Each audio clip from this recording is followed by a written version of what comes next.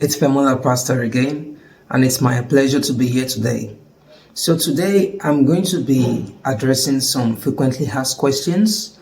I received lots of questions on our WhatsApp group where we asked some of the members to drop questions, questions that they probably need an answer to. So I tried to the best of my knowledge to provide responses to these questions, and for some I had to consult some of my colleagues and some of my senior colleagues, to be able to have like a wide range of responses and to get the most appropriate ones. So I'm going to be picking some of the questions that were asked on the group, and I'm going to try as much as I can to respond to them. Yeah, most times the scholarship funding covers a lot of things. It covers your expenses, your daily expenses. It covers your accommodation. It covers even sometimes your flight. It depends. There are some programs that can give you part of the funding. They can give you part towards your flight from your country, while some would tell you that you should try to find the money yourself, and so when you arrive in Europe they would pay you a certain amount. So everything is always written in the scholarship letter.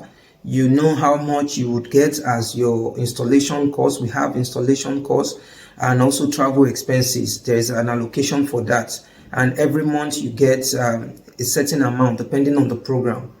Old programs are paid 1,000 every month, aside from the installation costs, and depending on how far your country of origin is from the host institution. There are some that might receive, let's say, 2,005 as the travel cost, and some will receive 3,005. So it varies from one program to the other. But for instance, my program paid an installation and travel cost. They paid 3,005 for the first year, and they paid another 3,005 for the second year, making 7,000. And they pay 1,000 monthly for your upkeep. While some new programs will not pay you installation or travel cost at all, but they will pay you 1,004 every month for your living expenses and for other things. So in that case, you might, maybe have to get a loan to pay for your travel expenses and all of that before traveling to Europe. So whatsoever the case would be, all of this will be explained in the scholarship award letter, where you know how much you will be paid and how it will be disbursed to you. Yeah, when you're done with your program, you're not compelled to go back to your country. It's not stated, and this is one of the advantages of the Erasmus scholarship compared to some scholarships like Commonwealth, like I'm not very sure, Chevening, I think so. You are mandated to go back to your country after the studies, but for Erasmus, it is not the case. So it is now up to you to find something that would engage you, that will probably give you a resident permit. It's up to you. It's up to if you can get a job, within the time before your visa or your resident permit expire. So no one compels you to leave after your studies. Yeah, most of the programs are usually 2 years, while some are 1 year. Yeah, I know few Erasmus programs that are 1 year, but the majority of the Erasmus programs are for 2 years.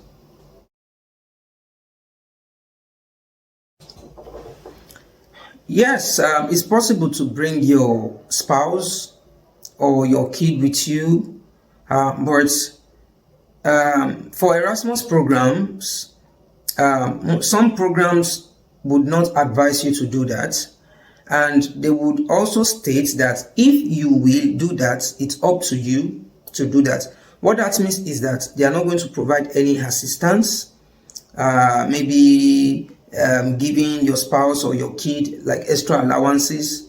They won't do that. I think that scholarship covers as a provision for such, but for Erasmus, their responsibility is just on you as an individual and not for your spouse. But if you can manage the resources with your spouse, and if you have to know how much you will be paid, you have to know the situation of where the countries you will be traveling to, and it's not easy because of the mobility nature of the program. You have to move from one country to another, you have to change accommodation, and for your spouse too, there is a tendency that they might not be able to work. It depends on the kind of visa you get for them, because in your case you are getting a study visa, which might restrict your ability to work. So it depends on the kind of visa you get for them, if they will be able to work or not.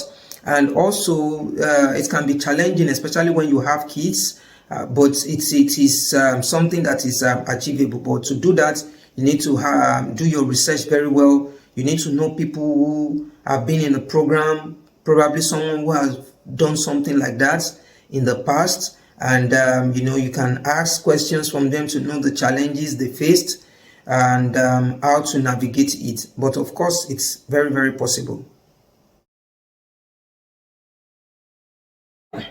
It's not compulsory for you to have some years of work experience. As a matter of fact, I have some colleagues who had no work experience.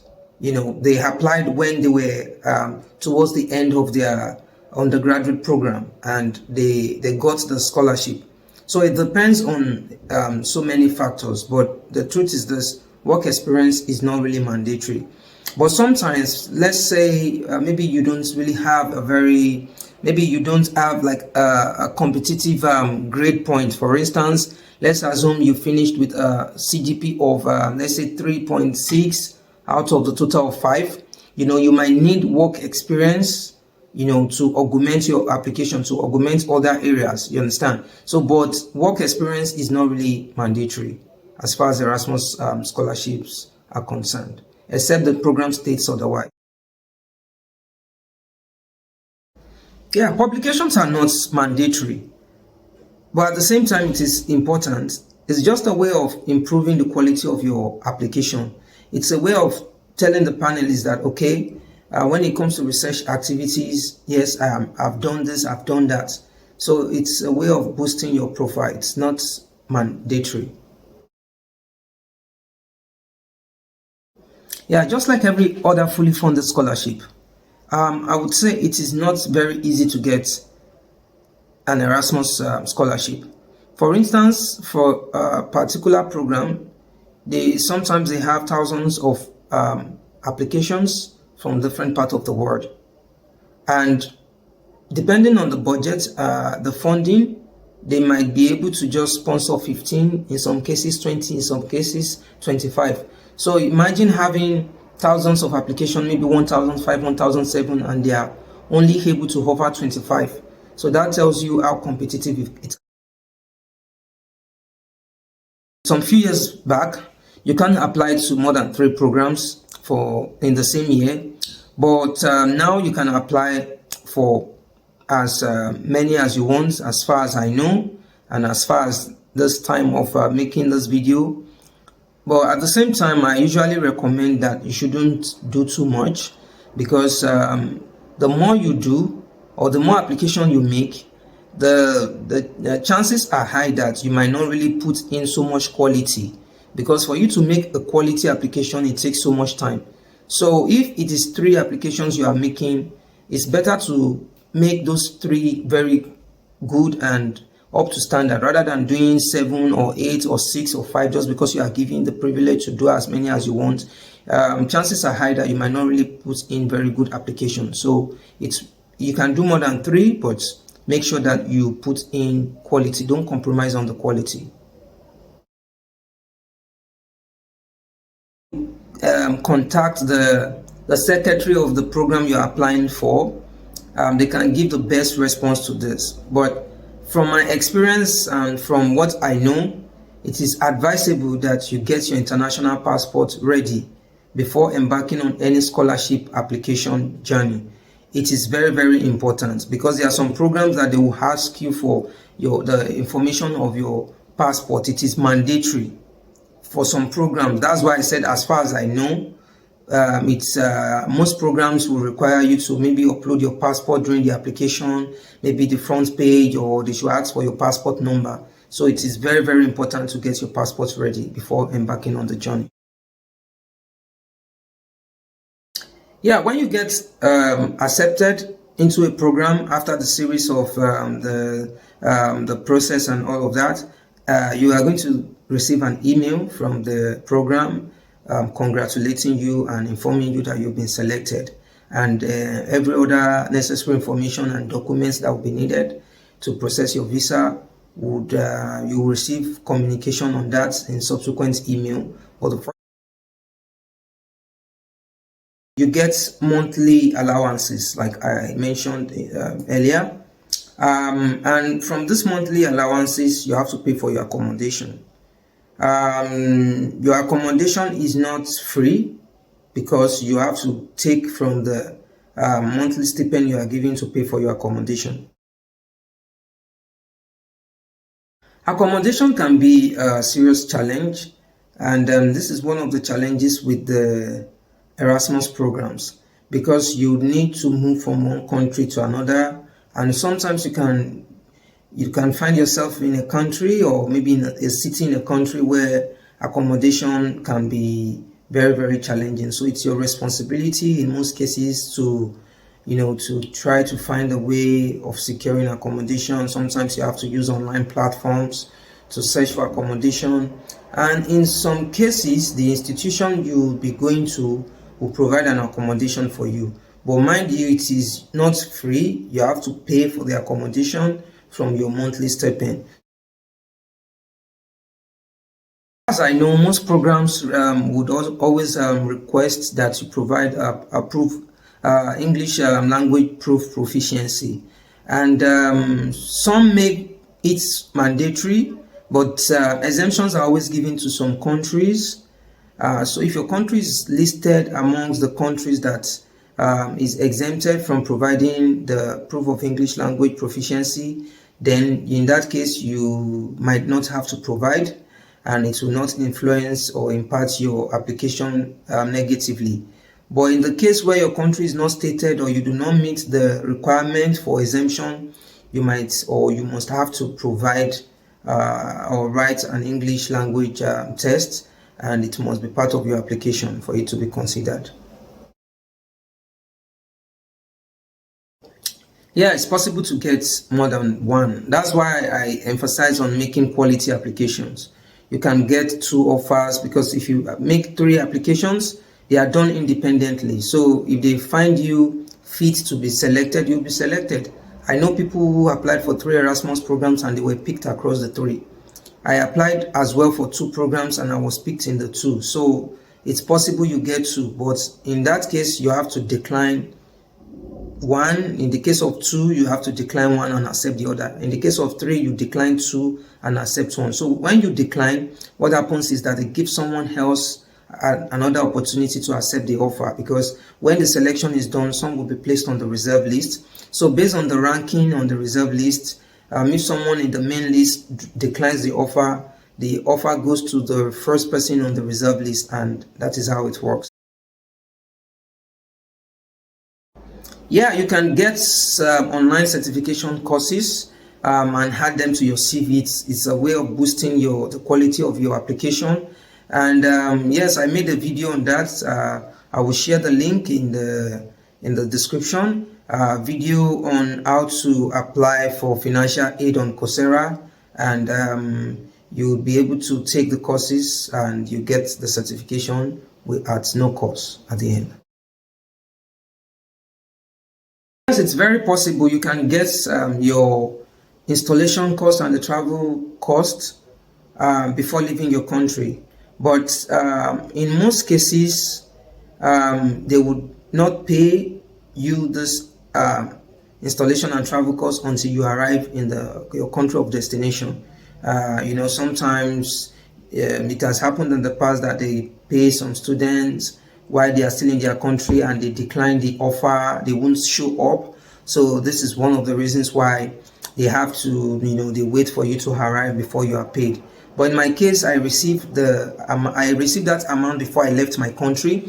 It was just that I had to show them that I've booked, a proof that I've booked my flight already, and it was certain that I will be coming. So they paid the money into my account like a day before I left my country. So yeah, but in most cases, you would have to wait until you get to your country of destination. Host institution is most times is the first institution you would start your program, and this is the institution that coordinates the program, and also they will be the one that issue your certificate at the end of the program. So, but it's not in all cases that the host institution will be the first institution you would start your program. In my case, it's not like that. Yeah, the partner institutions are the institutions that are part of the programs, like aside the host institution, the other institutions that are part of the programs are referred to as the partner institutions.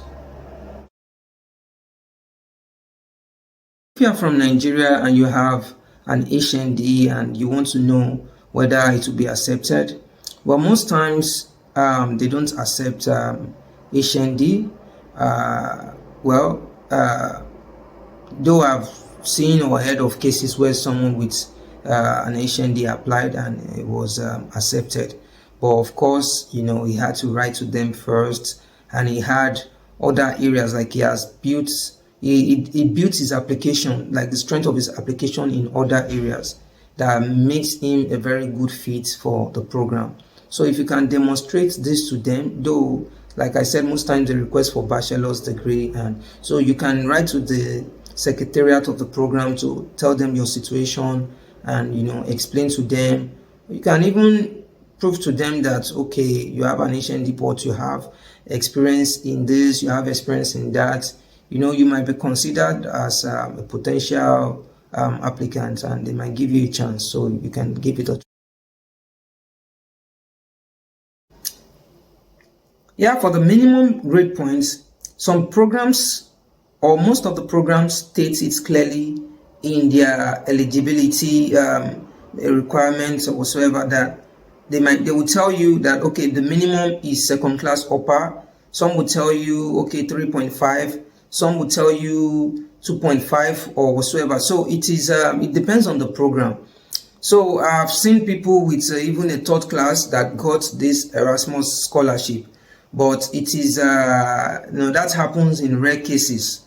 So I think it has a lot to do with other things that you can do to to augment and to make your profile competitive. For instance, if you have a third class and probably you have a master's, and maybe in the master's you've done researches, you've done a lot of things, you have years and years of work experience. In that case, a third class or a second class lower can suffice. It can make you a good or a candidate who is fit. But at the same time, if the program states that the minimum is maybe 3.5, I don't think in that case you can be considered, no matter what your profile looks like. So it depends on the program. So there is no general, but in most cases, it's usually second class upper and above.